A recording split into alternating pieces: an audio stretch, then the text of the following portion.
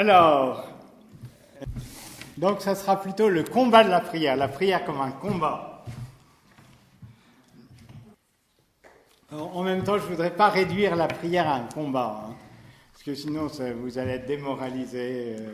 Voilà, donc, non, je ne veux pas la réduire à un combat, parce que la prière est aussi un bonheur, mais je vais vous lire quelques lignes du curé d'Ars qui dit ça. L'homme a une belle fonction, celle de prier et d'aimer. Vous priez, vous aimez, voilà le bonheur de l'homme sur la terre. La prière n'est autre chose qu'une union avec Dieu. Quand on a le cœur pur et uni à Dieu, on sent en soi un baume, une douceur qui enivre, une lumière qui éblouit. C'est certainement votre expérience qu'il est en train de décrire. Dans cette union intime, Dieu et l'âme sont comme deux morceaux de cire fondus ensemble. On ne peut plus les séparer. C'est une chose bien belle que cette union de Dieu avec sa petite créature. C'est un bonheur qu'on ne peut comprendre. La prière est un avant-goût du ciel, un écoulement du paradis. Elle ne nous laisse jamais sans douceur. C'est un miel qui descend dans l'âme et adoucit tout.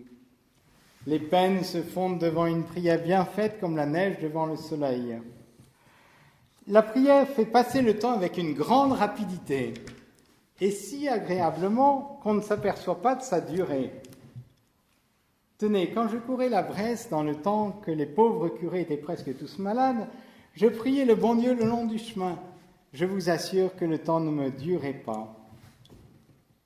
On en voit qui se perdent dans la prière comme le poisson dans l'eau parce qu'ils sont tout au bon Dieu. Voilà, alors, c'est certainement votre expérience. Si c'est votre expérience, du coup, je peux m'arrêter là. Mais, alors, je crois, de fait, il y a des moments, je pense, dans notre vie où la prière, c'est quelque chose qui nous comble, Puis, il y a des moments, on regarde la montre, c'est pas bientôt terminé. Où, voilà, on a tendance à raccourcir un petit peu parce que, voilà, le temps nous paraît long. Un bain d'amour dans lequel l'homme se plonge. Je ne sais pas si c'est toujours votre expérience, mais voilà. Alors du coup, je me suis dit qu'on pouvait quand même vous parler de la prière comme d'un combat, parce que c'est quand même, la prière est à certains moments un bonheur, ça je pense qu'on l'expérimente, mais à d'autres moments c'est plus difficile. Alors, une petite citation de Saint Nicolas de Flux. Il peut se faire qu'on aille à la prière comme à la danse. Il peut se faire qu'on aille à la prière comme au combat. Alors, mais l'important, donc, c'est de durer dans la prière et de persévérer dans la prière. Ça va, vous ne dormez pas encore? On a eu une astuce, on voulait avoir un peu de dessert pour nous. Là, on s'est dit, on va vite faire que ça active un peu pour le dessert, ils n'auront pas le temps d'en prendre de trop. Il nous en restera davantage. Voilà. Donc, vous dormez moins parce que vous n'avez pas pris trop de dessert. Voilà. Alors, vous connaissez par cœur le catéchisme de l'Église catholique, certainement. Hein? Vous savez qu'il y a 4 parties et que la 4e est dédiée à la prière et que dans ces parties dédiées à la prière, il y a l'article 2 qui est consacré au combat de la prière. Donc, je vais reprendre plus ou moins ce qui est dit à ma manière. Voilà, mais vous pourrez y aller. En tout cas, pour introduire ces paragraphes dédiés au combat de la prière, voilà ce qui est dit. La prière est un don de la grâce et une réponse décidée de notre part. J'aime bien, la prière, c'est d'abord Dieu qui vient vers nous et nous qui répondons aussi. Alors la prière suppose toujours un effort. Les grands priants de l'ancienne alliance avant le Christ, comme la Mère de Dieu et les saints avec lui, nous l'apprennent. La prière est un combat. Alors contre qui? Contre nous-mêmes et contre les ruses du tentateur qui fait tout pour détourner l'homme de la prière, de l'union à son Dieu. On prie comme on vit parce qu'on vit comme on prie. Si l'on ne veut pas habituellement agir selon l'esprit du Christ, on ne peut pas non plus habituellement prier en son nom. Le combat spirituel de la vie nouvelle du chrétien est inséparable du combat de la prière. Voilà. Alors ça, c'est le numéro 2725, si vous voulez Si vous ne l'avez pas comme ça, vous l'avez sur Internet. Voilà. Alors, donc, je vais essayer de vous dire deux choses. De parler d'abord des difficultés de la prière. Alors, j'ai retenu 3 difficultés de la prière. La distraction, qu'est-ce que c'est encore ? La sécheresse et le sommeil. Alors le sommeil, ce n'était pas dans le catéchisme, mais bon. Distraction, sécheresse, sommeil. Et puis après, je vous parlerai du combat proprement dit, parce que ça, c'est des difficultés, mais je les distingue un peu du combat. Alors, comme le disait le catéchisme, donc 3 lieux de combat contre nous-mêmes, ou en nous-mêmes. Combat contre le démon. Et 3e, combat contre Dieu, combat avec Dieu. La dernière fois, vous aviez médité avec Frère Jean-Gabriel sur le combat de Jacob. Voilà, ça c'est le combat spirituel, mais aussi le combat de la prière. Voilà. Le bon Dieu, il ne pense pas toujours comme nous, alors voilà. Donc il y a un combat. On a toujours donc une première grande partie sur les difficultés de la prière, et là je vous parle des distractions. Alors, première chose, peut-être, qui peut nous faire du bien, c'est que c'est normal d'avoir des distractions. Ça vous rassure. Vous connaissez l'histoire. Habituellement, on la rapporte plutôt à Saint Bernard, quelquefois à Saint François de Sales, mais je crois que c'est plutôt Saint Bernard, qui rencontre un paysan. Et alors, il y a plusieurs manières dont elle est racontée, mais donc il rencontre un paysan et le paysan lui dit vous, c'est facile de prier. Voilà. Et puis Saint Bernard dit tu sais, je ne suis pas sûr que ça soit toujours si facile que ça de prier. Mais si tu veux, on va faire une chose. On va dire à notre Père, et si tu n'es pas distrait, je te donne mon cheval. Elle dit, oui, bonne affaire. Donc, notre Père qui est aux cieux. Alors, il ne faut pas se tromper de traduction aussi. Que ton nom soit sanctifié. Et au fait, tu me le donnes avec la selle ou sans la selle? Voilà, alors ça mène à garder son cheval. Voilà, la prière, voilà, les distractions, elles viennent vite sans qu'on les commande. Ce que dit le catéchisme, il y a un paragraphe sur les distractions, le 2729, et qui dit que, voilà, c'est partir à la chasse des distractions serait tomber dans leur piège. Voilà. Et les distractions ne sont pas toujours des entraves à la disponibilité de la prière. Alors, il y en a qui ont peut-être connu le Père Caffarel, les vieux comme moi peut-être. Et alors le Père Caffarel prenait un exemple en disant, je crois que c'était Roméo qui allait voir Juliette, on va appeler ça comme ça. Et puis, bien sûr qu'il pense à elle, c'est le but de son trajet, mais en cours de route, il y a un accident, tout ça, donc il donne un coup de main, tout ça, et donc pendant ce temps-là, il a arrêté un peu sa route, mais clairement, il a toujours en tête d'aller voir Juliette, hein, il ne l'a pas oublié. Et du coup, il reprend le chemin. Alors il disait, la prière, c'est très important au début de la prière de savoir où on va et de poser un acte vraiment délibéré. Je te donne ce temps, Seigneur. Ce temps n'est pas pour moi, mais il est pour toi. Il parlait de mettre le pilote automatique, le pilotage automatique. Mais du coup, cette orientation de la volonté, voilà, ce temps de prière, je le veux pour toi, Seigneur.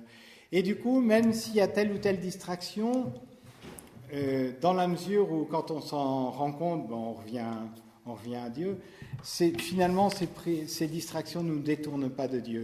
C'est comme vous parlez avec quelqu'un, il y a des mouches qui tournent autour, ça vous distrait un peu, ça vous... Mais bon, voilà, donc c'est normal, les distractions, c'est pas forcément très grave, voilà.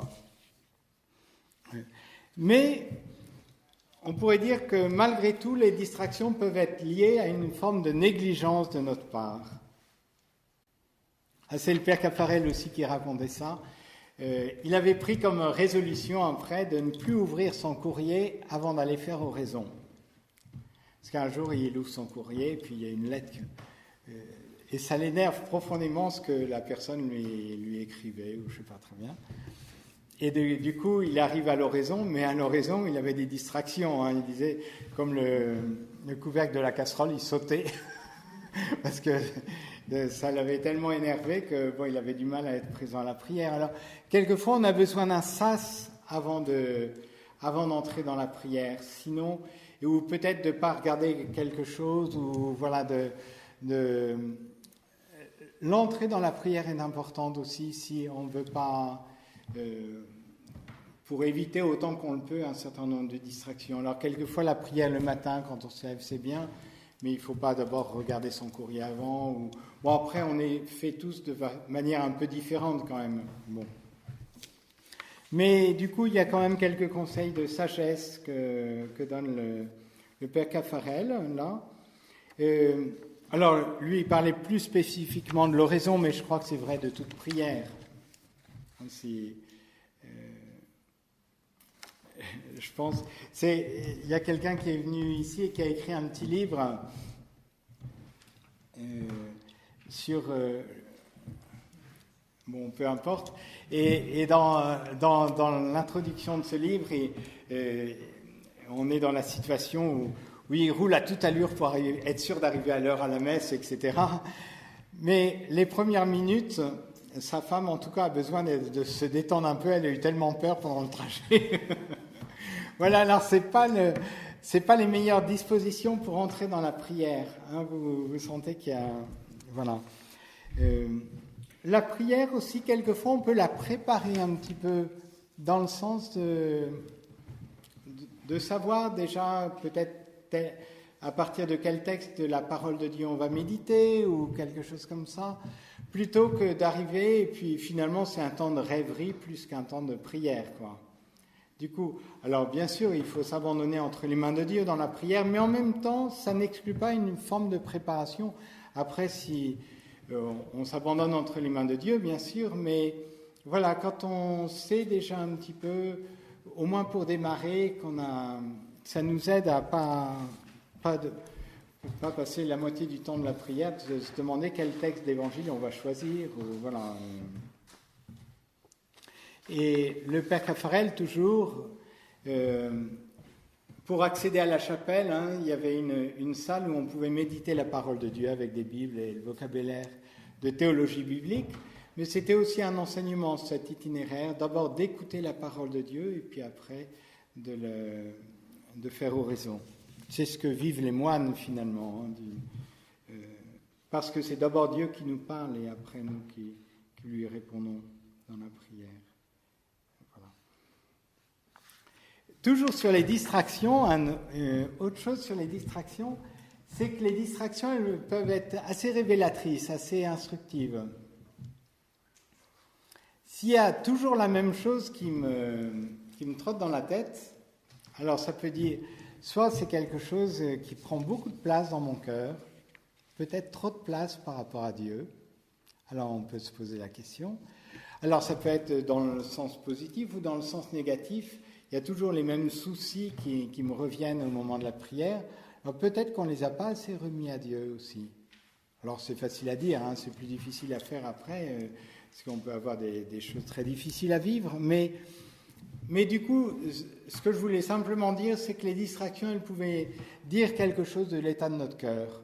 Si vraiment Dieu était premier ou finalement, si les distractions ne reflétaient pas que Dieu n'était pas vraiment à la première place. Hein. C'est finalement un peu ce qui est dans l'évangile du semeur, hein, dans les différents... Après, il y a des ronces, tout ça qui étouffent.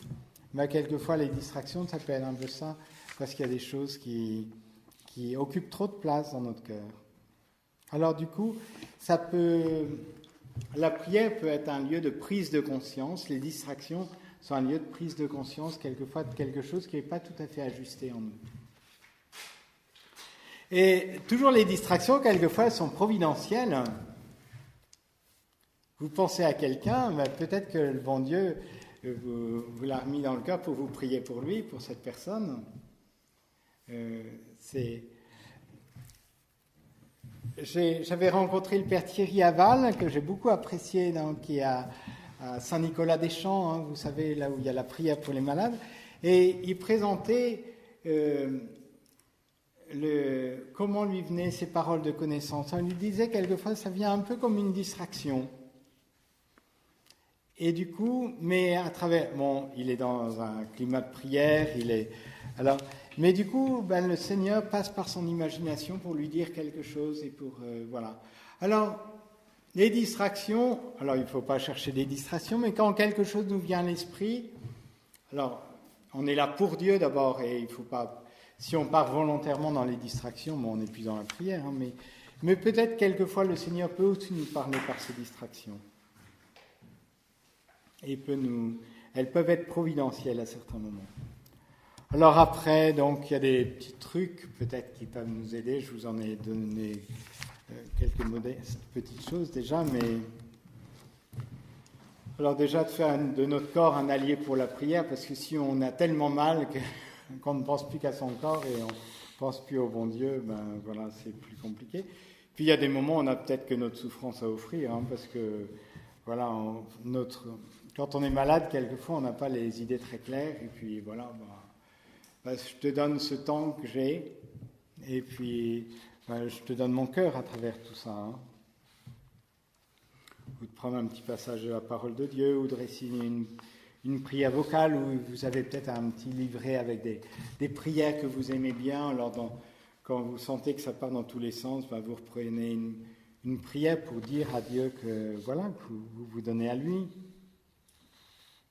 Le fait aussi, ce que j'avais évoqué la dernière fois dans l'entrée de la prière, vraiment de revenir, mais je suis devant toi, Seigneur, tu es là présent. Voilà, alors donc c'était les distractions. Maintenant la sécheresse. Alors le catéchisme en parle également. Une autre difficulté, spécialement pour ceux qui veulent sincèrement prier, la sécheresse. Elle fait partie de l'oraison où le cœur est sevré, sans goût pour les pensées, souvenirs et sentiments, même spirituels. On est là comme un bout de bois, et puis on attend que ça se passe. Bon, mais le bon Dieu peut œuvrer et œuvre dans ces temps de sécheresse. Ces temps de sécheresse nous amènent à toujours nous rappeler qu'on vient à la prière pas pour nous, pour se faire du bien, mais d'abord pour Dieu. On est là pour Dieu, pas pour nous. Et c'est vraiment un appel à la foi, un défi pour la foi, ces temps de sécheresse. Alors, une petite citation du catéchisme. La tentation la plus courante, la plus cachée, est notre manque de foi. Elle s'exprime moins par une incrédulité déclarée que par une préférence de fait. Quand nous commençons à prier, 1000 travaux ou soucis estimés urgents se présentent comme prioritaires. De nouveau, c'est le moment de la vérité du cœur et de son amour de préférence. Voilà. Du coup, je suis là pour Dieu. Hein. C'est Charles de Foucault qui disait « Ton bonheur, Jésus, me suffit ». La sécheresse, donc, c'est aussi une école de purification, une école de décentrement de soi-même. J'aime bien une petite formule qui dit « La prière, c'est pas se concentrer, la prière, c'est se décentrer ». Hein, c'est la grande différence entre la prière chrétienne et la prière orientale, on pourrait dire, enfin extrême orientale. Nous, on ne cherche pas tellement à se concentrer, ou voilà. On cherche à rejoindre Jésus. Hein, donc, on se descend de soi-même. Donc, ce temps de sécheresse, c'est un temps d'approfondissement du cœur, un approfondissement de notre amour pour Jésus. C'est comme les arbres, hein, quand il y a de la sécheresse, il faut que les racines, elles descendent un peu plus profondément. Nous c'est pareil. Quand c'est sec dans notre prière, c'est un appel à ce que nos racines s'enfouissent plus profondément. Je vous cite un verset de Jérémie au chapitre 17, versets 7 et 8. « Béni soit l'homme qui met sa foi dans le Seigneur, dont le Seigneur est la confiance. Il sera comme un arbre planté près des eaux, qui pousse vers le courant ses racines. Il ne craint pas quand vient la chaleur, son feuillage reste vert. L'année de la sécheresse, il est sans inquiétude, il ne manque pas de porter du fruit. » Et pour la sécheresse, on a un exemple très connu. Depuis sa mort, parce qu'on ne le savait pas avant sa mort, Mère Teresa, pendant 40 ans, c'était la sécheresse. Mais les gens autour d'elle ne s'en rendaient pas compte parce qu'elle continuait. Elle continuait à prendre son banc de prière, elle n'avait pas délaissé son banc de prière parce que c'était sec, mais voilà.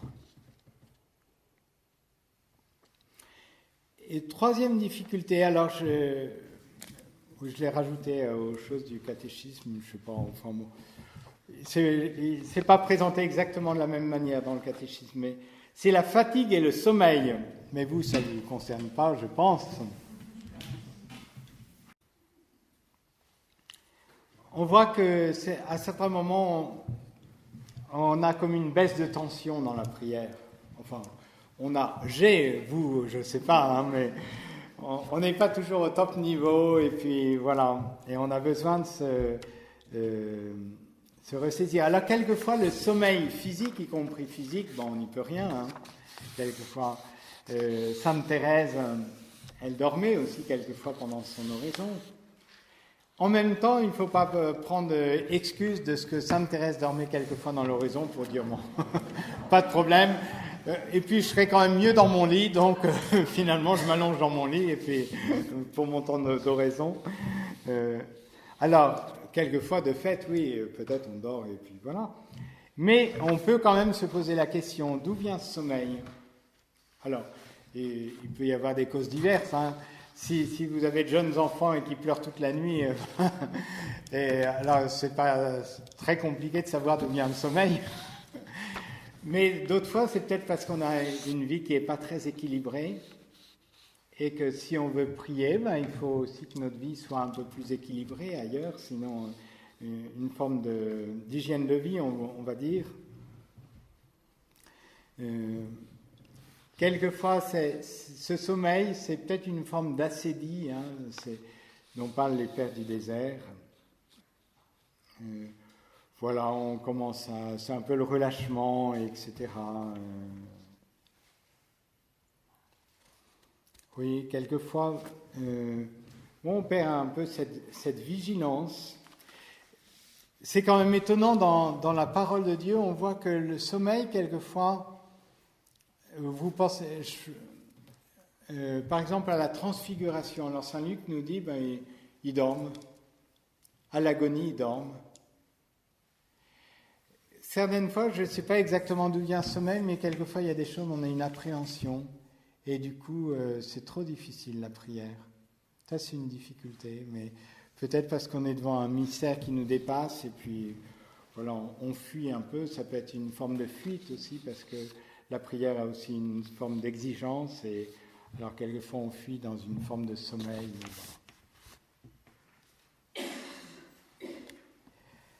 Donc ça, c'était les trois difficultés que je voulais évoquer au moins. Et maintenant, je vais vous parler des trois lieux de combat. D'abord, la prière comme lieu du combat avec soi-même. Alors, c'est un lieu de combat avec soi-même déjà parce que dans la prière, on apprend à se connaître et on apprend à connaître aussi des choses qui ne sont pas forcément bien en nous.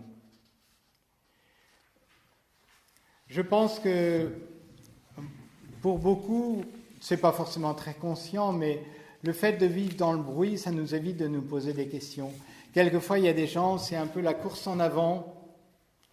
Alors, la course en avant parce que ça nous évite de réfléchir. Mais de s'arrêter dans la prière, dans le silence, c'est pas toujours agréable. Parce qu'il y a des choses qui nous reviennent sur nous. Et bon, on n'est pas fiers de tout dans notre vie. Je pense, c'est notre fondateur, le Père Lamy, qui disait que qui nous invitait pendant l'oraison à montrer à Dieu les côtés faibles de notre âme, les difficultés que nous avons à lutter contre nos défauts, voilà, et toutes nos nécessités. Et c'est Sainte Thérèse d'Avila qui nous dit qu'un des fruits de l'oraison est la connaissance de nous-mêmes et de notre péché. Voilà, je la cite. C'est le pain avec lequel, sur le chemin de l'oraison, nous devons manger tous les mets. Alors là, voilà, il y a un combat, parce que se connaître soi-même tel qu'on est, c'est pas toujours agréable. On le voyait avec Jacob, que vous avez étudié, hein, donc c'est dans la Genèse, au chapitre 32.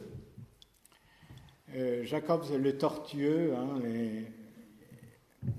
et il change de nom à partir de ce moment-là, il s'appelle Israël, mais parce qu'il s'est passé quelque chose en lui, il a pu regarder les choses en face. Jusque-là, il était toujours dans la fuite. À partir de ce moment-là, il affronte les choses. Et dans la prière, c'est un lieu où quelquefois on affronte des choses dans notre, qui ne sont pas toujours agréables. Là, Jacob, il affrontait son frère, Ésaü, à qui il avait volé le droit d'aînesse. Bon, nous, on peut affronter des choses difficiles. Et du coup, on donne la possibilité à l'Esprit Saint de nous éclairer dans la prière. C'est le curé d'Ars qui prend cette image. L'Esprit Saint, c'est comme les lunettes. Il nous permet de voir le bien et le mal en grand. C'est le lieu de la prise de conscience de nos contradictions. Vous connaissez par cœur ce passage de Saint Paul, hein, c'est dans l'Épître aux Romains, au chapitre 7. Ce que je voudrais pas, ce que je voudrais, je ne le réalise pas. Ce que je déteste, c'est cela que je fais. Je ne fais pas le bien que je voudrais, mais je commets le mal que je ne voudrais pas. Mais ça, dans la prière, c'est pas agréable de voir qu'on est divisé en nous. Hein, qu'il y a des choses, on voudrait avoir une vie qui soit belle, et puis bon, à côté de ça, on voit la réalité qui n'est pas toujours à la hauteur de nos espérances. Mais alors, en même temps, c'est bon signe justement de voir ces contradictions.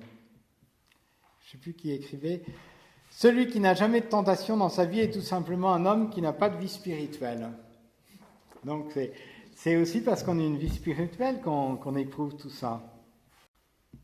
Sinon on fuit, on met tout sous le tapis et puis on regarde pas. Et c'est un chemin d'humilité, hein, qui est de vulnérabilité. Là, vous pensez encore à Jacob, et parce que il est devenu vulnérable à partir de cette prière, hein, il lui a donné un coup dans la hanche, et du coup il n'aborde pas son frère avec une forme de superbe, hein, de domination, mais plutôt dans une attitude de vulnérabilité, il boite. Et nous, la prière, peut-être on sort de notre prière en boitant aussi, mais du coup, d'une manière un peu plus vulnérable vis-à-vis des autres. Et du coup, la relation avec les autres se passe peut-être mieux parce que justement, on est moins arrogant d'une certaine manière. Alors, la prière, je pense, c'est un combat en nous-mêmes par rapport à nos contradictions, mais aussi c'est un deuxième volet, si on peut dire, de ce combat en nous-mêmes. C'est pour une cohérence entre notre vie et notre prière. Parce que, bon, on doit bien avouer qu'il peut y avoir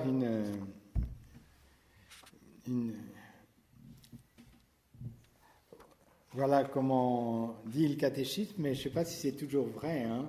On prie comme on vit parce qu'on vit comme on prie.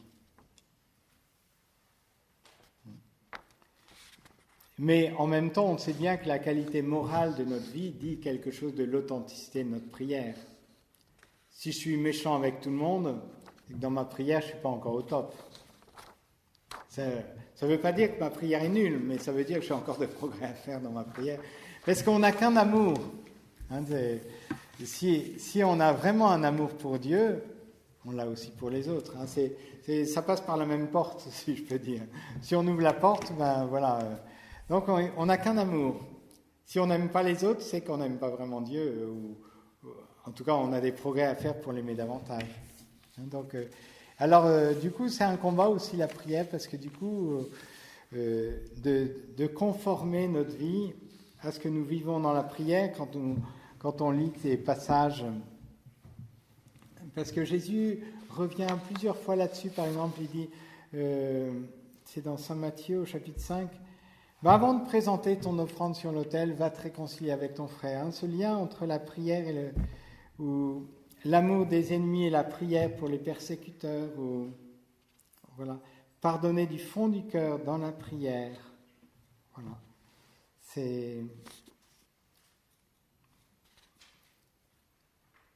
Et puis la prière nous transforme. Il y a une très très belle citation au numéro 2571 dans le catéchisme où il parle. Alors ça se réfère à la scène où Abraham a prié pour que Sodome et Gomorrhe soient épargnés. Donc c'est juste après Mambré. Et voilà ce qui est dit.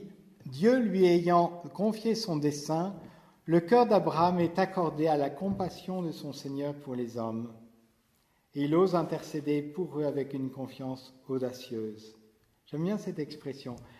Le cœur d'Abraham est accordé, il y a cœur aussi, accordé à la compassion de son Seigneur pour les hommes. C'est comme celui qui accorde sa guitare avant de jouer. Alors, donc il a une référence et puis il essaie d'ajuster sa guitare. Alors nous, c'est ça, dans la prière, ça devrait être ça. J'accorde mon cœur au cœur de Dieu. Et oui, alors c'est un lieu vraiment privilégié de l'action de Dieu en nous, la prière. Voilà, parce qu'il y a des choses qui nous viennent à l'esprit dans la prière. Dieu nous donne de prendre conscience de telle ou telle chose. Et du coup, on peut changer après, on peut s'améliorer. Ça va toujours ? Oui. Bon. Alors, donc combat avec soi-même, combat contre le démon. Alors Jésus revient plusieurs fois d'une manière ou d'une autre. Ça c'est à l'agonie, il revient, mais levez-vous et priez pour ne pas entrer en tentation. Si vous voulez être fort contre l'esprit du mal, mais il faut prier un peu. Sinon, ça se passera mal. Je vous cite le numéro 409 du catéchisme. Cette situation dramatique du monde qui tout entier gît au pouvoir du mauvais, c'est une citation de Saint Jean et de Saint Pierre, fait de la vie de l'homme un combat, un dur combat contre les puissances des ténèbres qui passent à travers toute l'histoire des hommes. Commencé dès les origines, il durera, le Seigneur nous l'a dit, jusqu'au dernier jour. Engagé dans cette bataille, l'homme doit sans cesse combattre pour s'attacher au bien, et non sans grands efforts, avec la grâce de Dieu, il parvient à réaliser son unité intérieure. Et même pour le Notre Père, quand on dit « délivre-nous du mal », le catéchisme nous dit « Dans cette demande, le mal n'est pas une abstraction, mais il désigne une personne, Satan, le mauvais, l'ange qui s'oppose à Dieu, le diable, diabolos, qui se met en travers, qui se jette en travers du dessein de Dieu et de son œuvre de salut accomplie dans le Christ. »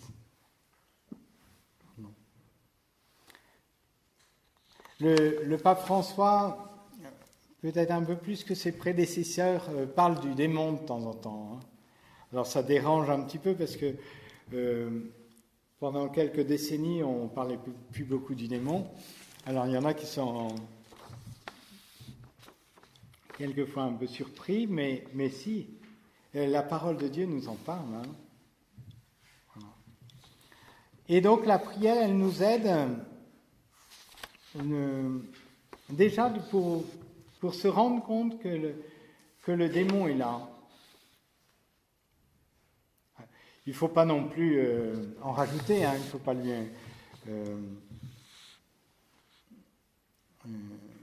voilà, il faut pas en rajouter parce qu'il ne faut pas voir le démon non plus partout. Donc il y a une forme d'équilibre à trouver là.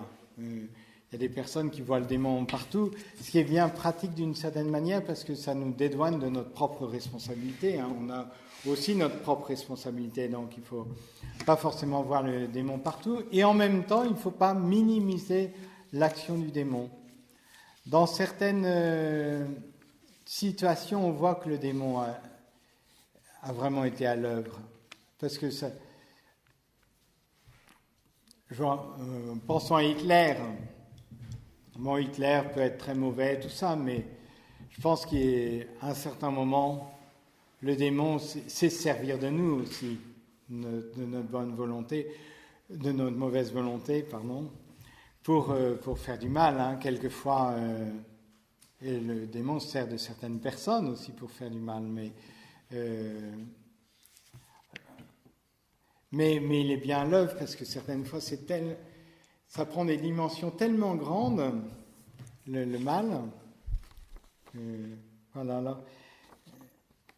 C'est Saint Paul qui dit au chapitre 6 des Éphésiens, « Nous ne luttons pas contre des hommes, mais contre des forces invisibles, les puissances des ténèbres qui dominent le monde, les esprits du mal qui sont au-dessus de nous. » Donc, d'avoir cette conscience de ne pas minimiser l'action du démon, pas non plus le voir partout, mais pas le nier non plus.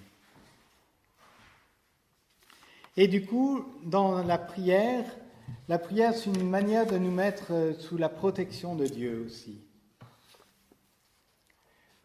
C'est Saint Pierre qui dit, c'est dans sa première épître au chapitre 5, « Soyez sobres, veillez, votre adversaire le diable, comme un lion rugissant, rôde, cherchant qui dévorer. » Et alors, c'est, je crois, Saint Augustin qui dit, mais voilà, c'est comme un chien, mais il est attaché. Bien sûr que si tu t'approches trop près, il te mordra, mais il ne faut pas que tu t'approches trop près, reste près de Dieu, et il ne pourra rien sur toi, le démon, sur ton âme. Et justement parce qu'on a cette foi que Jésus est déjà vainqueur du démon. Il a prié pour ça. C'était juste avant la Passion. Jésus qui s'adresse à son Père, « Je ne te prie pas de les retirer du monde, mais de les garder du mauvais. » Et puis, troisième lieu de combat, c'est le combat avec Dieu. Là, avec Dieu. Là, je le verrai de deux manières, ce combat avec Dieu. Le fait de faire la volonté de Dieu, c'est pas toujours... on résiste quelquefois. On la comprend pas. Et puis après, je dis, par rapport à la prière de demande, Dieu, il nous répond pas comme on voudrait bien souvent. Et il me semble que c'est aussi deux lieux de combat avec Dieu. Deux lieux de combat avec Dieu. Donc d'abord, pour faire la volonté de Dieu, pas la nôtre. Les mystiques, quand on nous parle d'union d'amour, de mariage spirituel, c'est d'abord l'union de la volonté, de notre volonté avec celle de Dieu. C'est ça le mariage spirituel, si on peut dire. Mais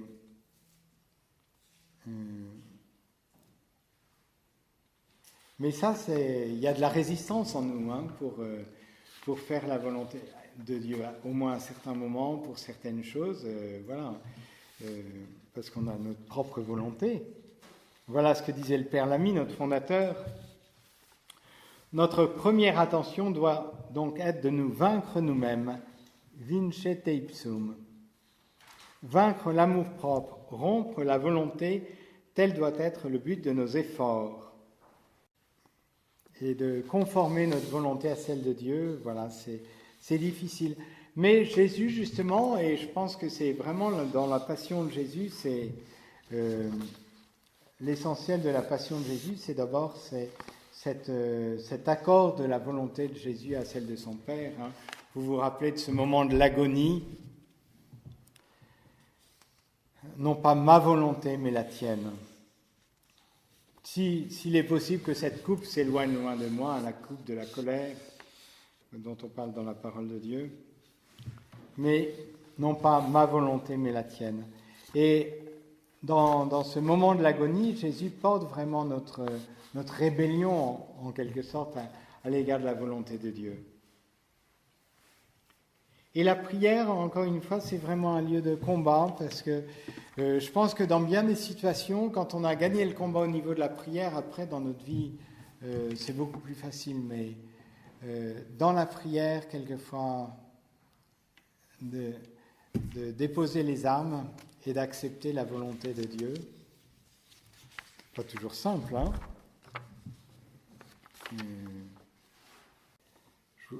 Il y a beaucoup de passages de Benoît XVI sur ce thème.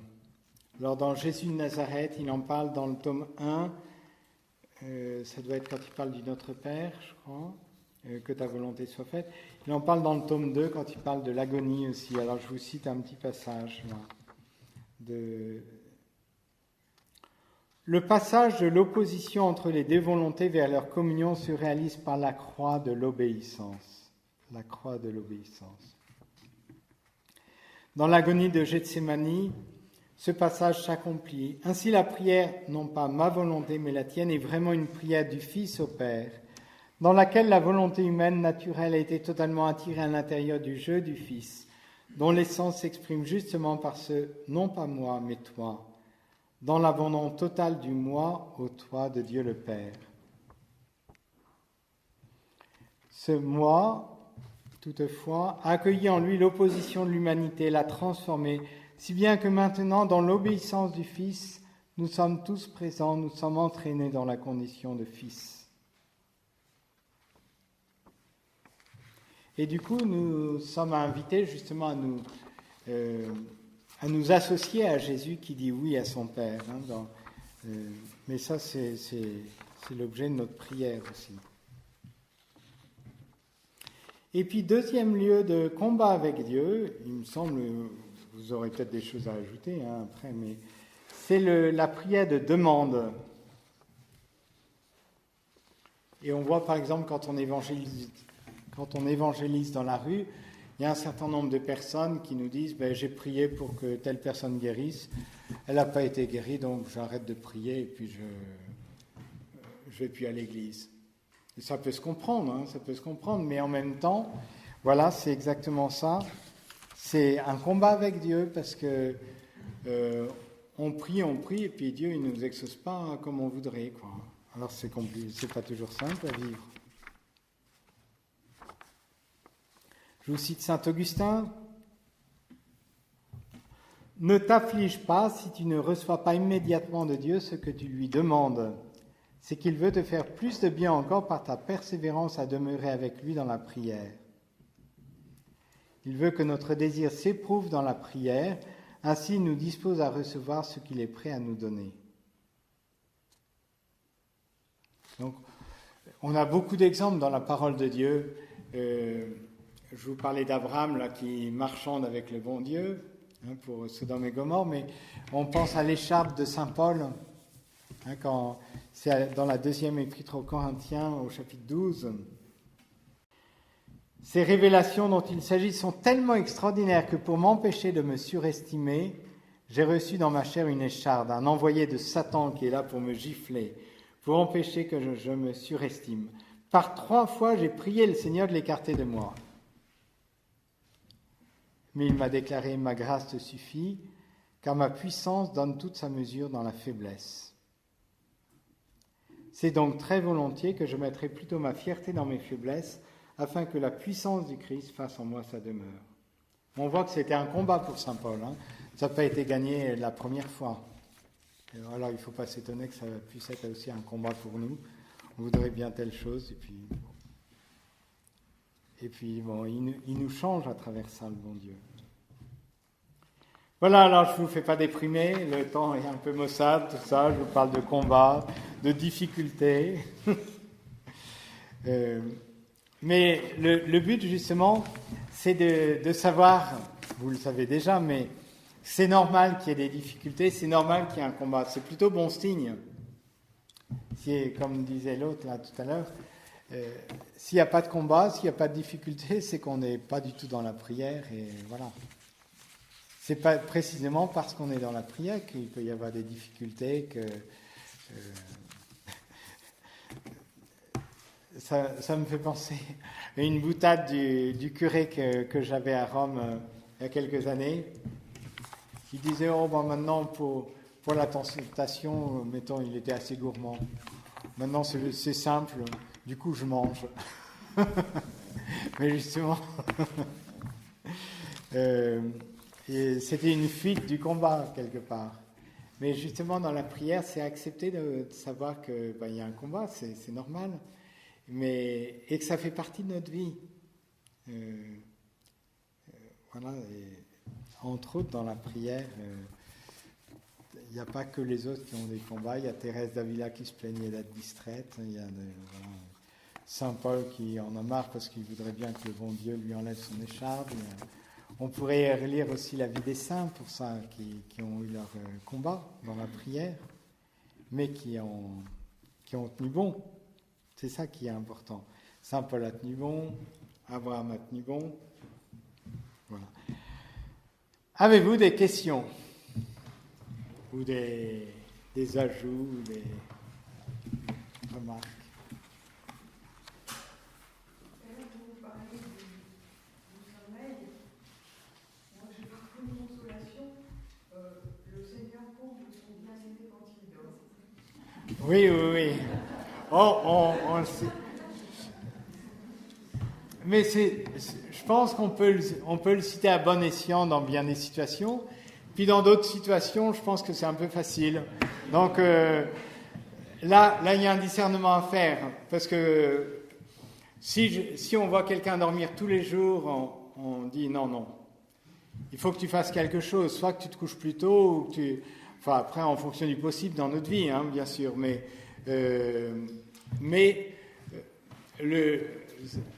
en même temps, c'est vrai que certaines fois, on sera certainement... Dieu, il pourra peut-être œuvrer plus facilement en nous parce qu'on sera en train de dormir, on ne sera pas en train de gigoter dans tous les sens, on se laissera davantage faire par sa grâce, peut-être. Hein, donc, je pense que c'est la parole de Dieu, donc je ne vais pas annuler la parole de Dieu, mais bon, voilà, il y a un discernement à faire. Moi, j'ai un témoignage de Martine Guénard, qui disait que quand elle était très fatiguée et qu'elle n'arrivait plus donc à faire sa prière parce qu'elle avait trop envie de dormir, elle dit simplement Seigneur, ton serviteur se couche. Et moi, j'ai beaucoup utilisé en anglais. Je trouve que c'est très beau. Tu te dis, moi, tu te mets dans les mains du Seigneur et le Seigneur se connaît tes prières. Oui, un peu dans la même... Pas... Oui. Bon, tout ça appelle du discernement, c'est clair. Mais dans le même ordre d'idée, le Père Caffarel, c'est un peu le sens de la prière des complis, mais disait de confier notre nuit à Dieu, comme ça on prie 7 heures, 8 heures. Hein, d'orienter notre cœur vers Dieu, voilà. Vous dites aux autres, j'ai prié 8 heures.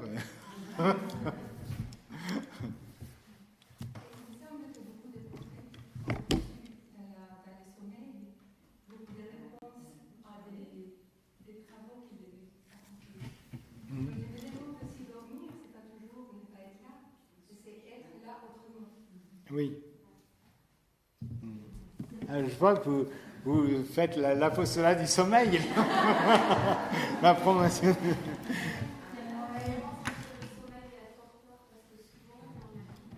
Oui. Alors c'est vrai que c'est peut-être plus une torpeur, mais comme on voit Abraham au moment comme on voit Adam à la création d'Ève, comme on voit Abraham au moment de l'alliance, hein, donc il y a différents moments où c'est vrai que peut-être que quelquefois le bon Dieu œuvre mieux quand on est... Voilà.